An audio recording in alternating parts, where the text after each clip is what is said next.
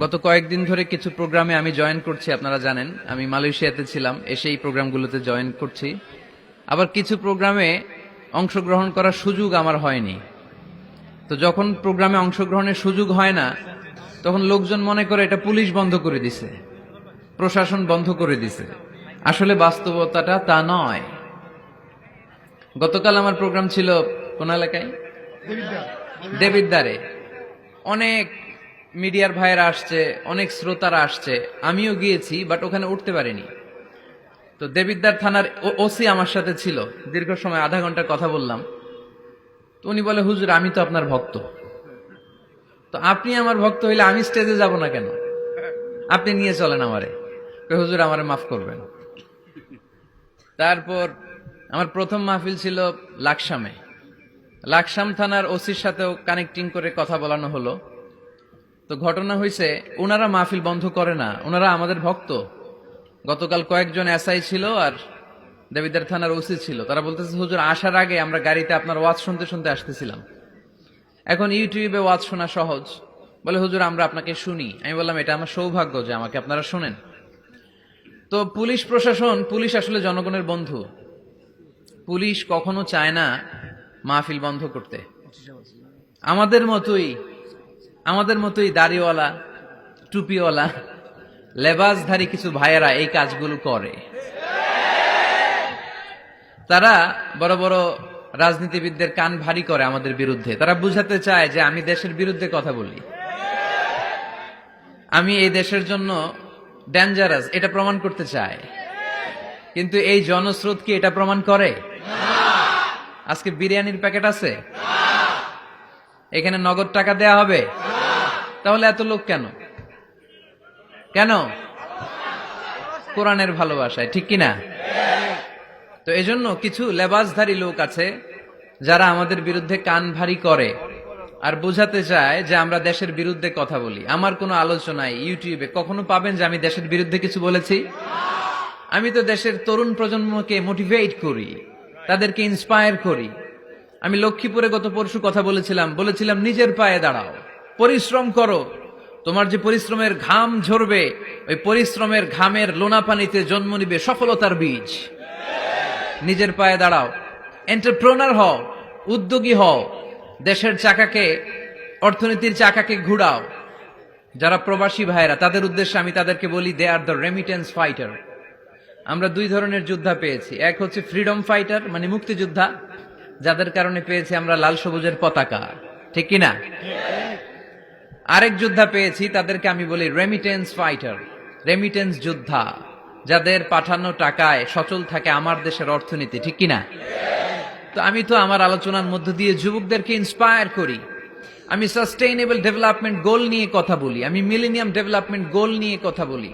আমি আমার দেশকে ভালোবাসি, আমি আমার মাটিকে ভালোবাসি, আমি এদেশের কল্যাণ চাই। কেউ কোনো আলোচনায় আমার কোনো বক্তব্যকে দিয়ে তারা প্রমাণ করতে পারবে না যে আমি দেশের বিরুদ্ধে কথা বলি। বলেছি?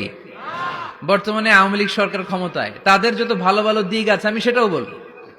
এই যে ওবায়দুল কাদের সাহেব, উনি এদেশের এই যোগাযোগ ব্যবস্থার ব্যাপক উন্নয়ন করেছিলেন। আমি ফাটাকেষ্ট বলেছি আমি ওনাকে।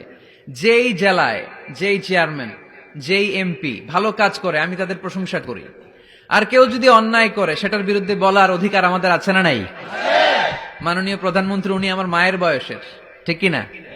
সো আওয়ামী লীগ বাংলাদেশে যত ভালো কাজ করে এগুলোর প্রশংসা আমি প্রতি জেলাতে যে করি। কিছু ইনকনসিস্টেন্সি, অসঙ্গতি যদি থেকে থাকে সেগুলোর ব্যাপারে বলাও আমাদের দায়িত্ব। কিন্তু দেশের বিরুদ্ধে আমরা কখনো কথা বলি না, কারণ আমরা প্রত্যেকে বাংলাদেশ। আমি বাংলাদেশ, তুমি বাংলাদেশ, আমরা বাংলাদেশ, ঠিক কিনা? বরং বাংলাদেশের বিরুদ্ধে যারা কথা বলে, বাংলাদেশের অর্থনীতি যেখানে বিপন্ন আমি সেখানে কথা বলি। আমাদের গার্মেন্টস শিল্প কেন ধ্বংস হবে? আমাদের পাট শিল্প কেন ধ্বংস হবে? এই যে আমরা চিংড়ি রপ্তানি করছি, চিংড়ির ভিতরে পাথর ঢুকাইয়া সুইজারল্যান্ডে পাঠায়, ওইখানে অডিট কমিটি পাইছে বাংলাদেশ থেকে আসা চিংড়ির ভেতরে পাথর, এরা চুক্তি ক্যান্সেল করে দিয়েছে। আমরা এগুলোর বিরুদ্ধে কথা বলি। আমরা চাই না বাংলাদেশের ইমেজ বাইরে নষ্ট হোক। শুধু দেশেই আমি এভাবে কথা বলি না, আমি পৃথিবীর অনেক জায়গায় কথা বলি, সেখানে এরকম হাজার হাজার প্রবাসী বাংলাদেশি ভাইরা আমাদের সামনে বসে কথা শুনে। আমি সব সময় বলি, এমন কোনো কাজ করা যাবে না যেটাতে আমাদের লাল সবুজের পতাকার অপমান হয়। আমি মালয়েশিয়াতে যখন কথা বলি, আমি বলি মালয়েশিয়ার স্থানীয় লোকাল রুলস এন্ড রেগুলেশন আপনাদেরকে মেনে চলতে হবে। আমি কাতারে যে কথা বলেছি, কাতারের রাষ্ট্রদূত মহোদয় বলেছেন যে মিজানুর রহমান আজহারি এসেছে কাতারে, এটা আমাদের সৌভাগ্য। উনি যেন আমার সাথে মিটিং না করে দোহা না ছাড়ে, কাতারের রাজধানী দোহা, আমি ওনার সাথে মিটিং করেছি। উনি বললেন যে কাতারে বাংলাদেশ কমিউনিটিতে অনেক মারামারি, হুজুর আমরা আর পারতেছি না, এবার আপনারা কিছু করেন। অর্থাৎ আপনি হাজার হাজার মানুষের সামনে যখন কথা বলেন, আপনি তাদেরকে মোটিভেট করেন, ইন্সপায়ার করেন, তাহলে তারা ভালো পথের দিকে আসবে। আমরা এই কথাগুলো বলি। তাই যে সমস্ত লেবাসধারী, টুপি আর পাঞ্জাবি জুব্বাধারী বিশ্বনবীর আশেক বলে নিজেদেরকে দাবি করছেন, আর এই কোরআনের মাহফিলগুলোকে বাধাগ্রস্ত করছেন, কিয়ামতের দিন আল্লাহর কাঠগড়ায় আপনাদেরকে দাঁড়াতে হবে। তারপরেও আপনাদের বিরুদ্ধে আমার কোনো ক্ষোভ নেই, ঘৃণা নেই। আমি দোয়া করি আসেন এক টেবিলে বসি, এক চেয়ারে বসি, একসাথে চা খাই, কন্ট্রোভার্সিয়াল ইস্যুগুলো নিয়ে আমরা কথা বলি। এদেশে তো অনেকে আমাকে কাফেরও ফতুয়া দিয়েছে, দেয় নাই? যে মুহতারাম আলেম দিন আমাকে কাফের ফতুয়া দিয়েছে, ওনার নামটা উচ্চারণ করে আমি কিছু বলেছি? তাদের দলকে কখনো গালি দিয়ে কিছু বলেছি? কারণ আমি লোকজনদেরকে মোটিভেট করতে পছন্দ করি। যেটা হক কথা, যেটা সত্য কথা, যেটা কল্যাণকর কথা, এইটা আমি বলে যাব। আমার আলোচনা থেকে কোনটা সঠিক, কোনটা ভুল, কোনটা হক, কোনটা বাতিল, আমার ইন্টেলেকচুয়াল শ্রোতারা ওইটা বুঝে নিবে। আকলমান্দ ইশারা বাশাস্ত, যাদের আকল আছে এদের ইশারা দিলে হয়ে যায়, ঠিক কিনা? এদেরকে এত ভেঙে চুরে বোঝানো লাগে না। তো এই জন্য আপনাদের কাছে আমি আবেদন করব, যারা এগুলো করছেন এগুলো বন্ধ করেন, এগুলো বন্ধ করেন। দেশের নেতৃত্ব স্থানীয় পর্যায়ে যারা আছেন, আপনার তাদেরকেও আমি বলি আপনারা এগুলো আমলে নেন। কারাই কোরআনের মাহফিল বন্ধ করতে চায় এগুলো আপনারা দেখেন। আওয়ামী লীগ ইসলামের শত্রু নয়, পুলিশ প্রশাসন ইসলামের শত্রু নয়, ইসলামের শত্রু আমরা নিজেরাই। এজন্য আল্লাহ যেন আমাদেরকে হেদায়েত দান করে, আমরা পড়ি আমিন। বিভিন্ন জায়গায় যখন এই প্রোগ্রাম নিয়ে সমস্যা করে, আজকের প্রোগ্রামে আসার আগে আমি সরাসরি এখানকার ওসি সাহেবকে ফোন দিয়েছি। আসছে? আপনি আছেন? তো আমি ফোন দিয়ে বললাম আপনি বলেন, আপনি বললে আমি আসবো। উনি বললেন যে আমি 2 মিনিট পরে আপনাকে কল ব্যাক করছি। আমি এসপি সাহেবের সাথে কথা বলে নেই, আপনাদের জেলার এসপি সাহেবের সাথে কথা বললে হুজুর আমি আমার প্রোটোকল নিয়ে এখানে থাকবো, আপনাকে রিসিভ করব সেফলি, আপনার সেফ এন্ট্রি সেফ এক্সিটের ব্যবস্থা আমি করে দিব, আপনি আসেন। আলহামদুলিল্লাহ, এরকম ওসি আমাদের প্রত্যেকটা থানায় হোক, আমরা চাই কি চাই না? আল্লাহ আপনাদের থানার ওসিকে কবুল করে নিক। যে যুবক ভাইরা তোমরা অনেক কষ্ট করে অনেক দূর থেকে আসছো, আল্লাহ তোমাদেরকে ইসলামের জন্য কবুল করুক।